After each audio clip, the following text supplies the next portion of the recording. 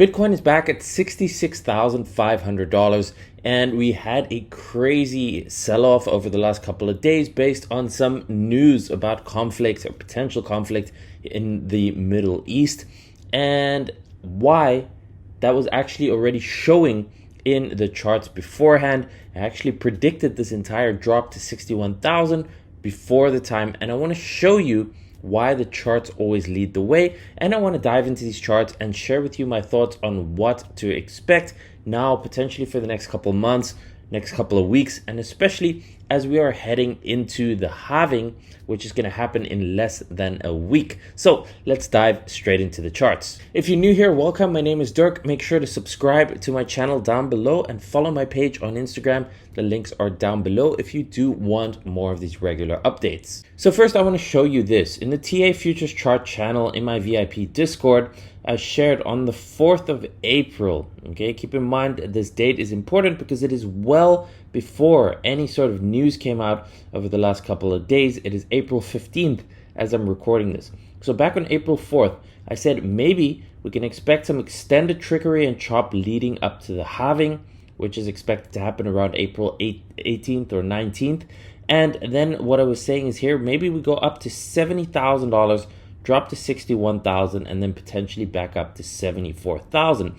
And I shared this chart over here with what I was potentially expecting. At the time when I wrote this in the Discord on April 4th, Bitcoin was trading at 67,800. So I was looking for a bit of a squeeze up to about 70,000, then a drop to below 61,000. And the reason for that is very specific because, as you can see, I have this horizontal channel, and that would basically mean a sweep of the lows over here. So it's very important with markets, with charts, you see price action sweep previous highs and lows. It's basically liquidity grabs, and that is why I was able to say this. Okay, so we go up first because everyone who's shorting here already, betting for it to go down, they get liquidated first. If they're high leverage shorts, their liquidation levels get hit when this goes up to 70,000, when it goes up a couple thousand. But by then, everyone starts longing, and too many people are betting on the upside, going for 74K plus, and that's why a big drop, a fast drop to below 61,000 would liquidate all those longs, everyone that's betting on continuation higher because of the halving that is happening relatively soon from that point, a matter of weeks. A lot of people are betting for that upside, and then we get that drop first to liquidate all the longs, and then once again, as always, people start FOMOing into the short side at the bottom, and then it goes back up. So it's always this constant liquidation game. So here's that same chart where I was sharing with that same squiggle when we were about at 68,000. I was saying go up to 70,000. Okay, so we went up to 72,800, went a little bit higher, but it basically did what I was expecting it to do, go higher first. And you can see what it basically did is it swept these highs over here. So anyone who was shorting over here with a stop at these highs, they got taken out. You see the wick above those highs, perfectly price action based. This is perfectly technical, okay? Every time the charts lead the way. That's what I've always been saying, and that's what I still continue to say. You can see, or you can anticipate with a high degree of probability where these markets are going to go based on the charts. So once it swept these highs, what did it do? Well, you see it got this wick to just below the range low. It took out these lows over here.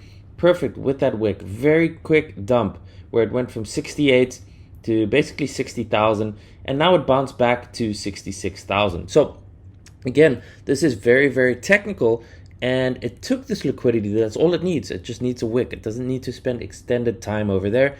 Anyone who had longs with liquidations all the way up to these lows, they got taken out. Those liquidations got hit, and then it bounced straight back up, right? So this is very, very important to understand, and that's why I say if you want to learn how to read these charts, it is going to help you so much, not just with crypto, with Forex, with precious metals, with stocks, because that is how these markets work. It is all based on technicals. And sure, while it might seem random or completely unpredictable or completely like these massive market movements happen because of news, you can see that I made this prediction well in advance, almost perfectly to the levels, first up and then down. So if this is all random and based on news, how can I make these predictions well ahead of time and then have it play out? So basically the charts and the technicals lead the way, It makes it very likely. Again, never anything is certain or guaranteed with trading, but you get probabilities and you base it on these technicals based on how price action moves, especially around market structure and liquidity levels. Previous highs and lows, they tend to get taken out simply because of the amount of participants and people betting and placing their stops at these obvious levels of previous highs and lows. And that's why the price action comes back often to sweep these levels, because then it just completely liquidates anyone who's betting long and short.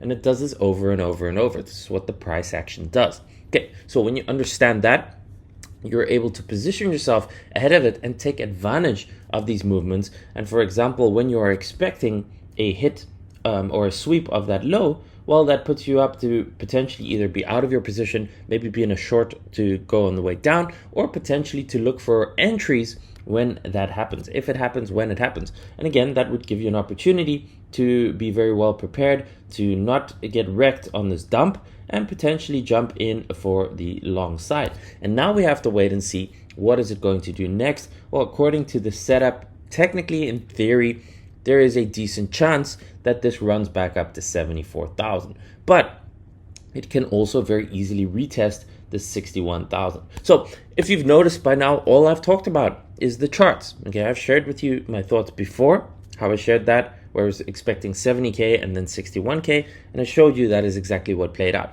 I haven't even spoken about the actual kind of news that caused the sell-off over the weekend, which was basically some major news in the Middle East that there's potential conflict and rockets being sent left and right, and that creates that kind of fear. But at the same time, as you've just seen, it's all based on the charts, and the charts were hinting at this way before any sort of news even came out. So now the question is going to be, does this conflict here escalate? Do we get crazy things happening? So as I'm recording this video, it is still before the US opens, before the US markets open on Monday. So this could still all change. And what I'm looking for now, let me show you in the charts. And this is what I'm basing what I think is going to happen next on. Okay, so let's start out by the weekly chart. You can see we had a weekly candle close. It was red, but it closed with a bit of a wick, which could potentially show bulls are willing to step in here and defend the $60,000 level. And a very logical reason technically why this is an important level, the 61,000, is because it still allows us to be in a higher time frame bullish trend, where the whole trend since January of 2023 has been making higher highs and higher lows. So at this point, it is still making higher lows. If we were to go below 60,000, we technically make a lower low, which could signal a shorter term reversal in the bullish trend. Doesn't mean the bullish trend is over. That's a different invalidation level. That only happens, in my opinion, when we lose the 3-day 50 moving average, which is about 51,000. So even if we lose 60,000, the bullish trend is still not invalidated until we go back below 51,000. But as long as we stay above 60,000 right now, there is a chance this still continues higher. So again, understanding how markets move is about using a framework if then. We never know for sure which way it's going to go. We never know what's going to happen.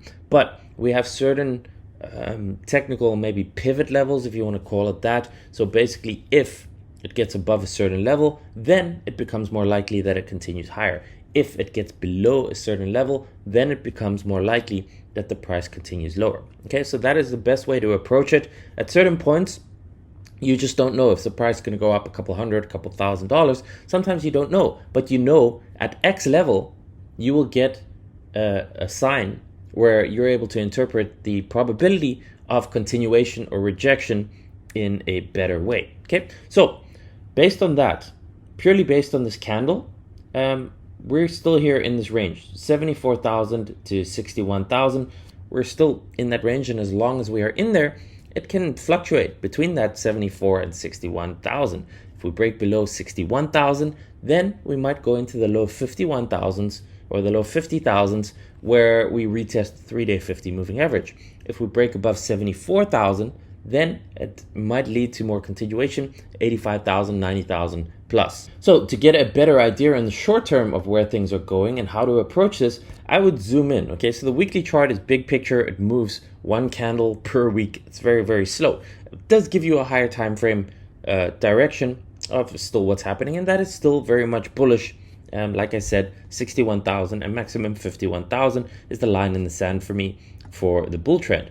But as you can see right now on the daily, we are on the second green day so far, and we could see a bounce here. We could see continuation. But what I'm looking for is this level over here, which is basically up to $69,400. And the reason for that is, number one, it is the previous all-time high. As you can see this line over here. So the previous cycle all-time high from 2021, that is currently now acting as resistance. It is also a fair value gap or inefficiency, as you can see with this rectangle, where there's basically this gap where it gapped down on this candle, and there's just an open space. And this means that this could get filled, and then it becomes resistance until it gaps above it. And then point number three, the third factor of confluence, why this is so important, is if you put a Fibonacci retracement golden pocket from this high at 72,800 before the drop to the recent drop low, it is also perfectly at this level. So that's why I say this level of about 68,000 to 69,500 is currently a very important level to watch, which will give us an idea of what is going to happen next. So in the short term, I think it's very possible it runs up there, and then we have to see, as I've drawn here, does it break above there and flip that level to support, in which case it becomes more likely that we go to 74K and continue higher, possibly to 85,000 or higher. Okay, so if we flip that level, then I expect that bullish continuation, and we could see a lot higher in a relatively short period of time. At the same time, if we reach this level, the 68,000 to 69,500, and it rejects here, then it is possible that we continue back down to the 61,000 lows, or maybe even lower into the 50,000s. So that is how I'm approaching it right now, based on what I can see here on the chart on the shorter time frame. Again, we are in this $61,000 to $74,000 range, but the 68,000 to 69,500 is key. Do we flip it? Then we continue higher. Do we reject there? Then we probably go to test the range low and potentially lower. And yes, we will probably end up seeing what is going to be some sort of catalyst this week. You know, if this conflict escalates and it's all over the news and things get scary and the global markets drop, well, then the people are going to attribute it to the news. But again, the charts are showing this is going to be an important level, and I'm sharing this here with you before it happens. But if it flips that and all of a sudden the conflict gets resolved and it doesn't escalate and anything like that, and things just continue going bullish, well, then again, we flip that pivotal level. And even though people might attribute it to news, in my opinion, it's always about the charts, the technical levels, and what is going on here. So the halving is happening within the next week. This is the technical thing to watch out for. Altcoins are very much dependent on Bitcoin, as you probably know. So it is going to be key what happens to Bitcoin. As long as Bitcoin holds up here, especially if it can get back above the 69,500, then it's very possible that the entire altcoin market recovers very quickly and that prices go back up from this dump that we've recently seen. If Bitcoin continues to dump more, well, then altcoins are very likely going to follow and also dump more. So keep an eye on Bitcoin. That's why I mostly focus on the updates of the Bitcoin chart in these videos, because that is what leads the market. I hope you enjoyed this. If you did, smash the like button. Make sure to subscribe to my channel on YouTube. Make sure to follow my page on Instagram for more updates. And if you have any thoughts, of course, feel free to leave a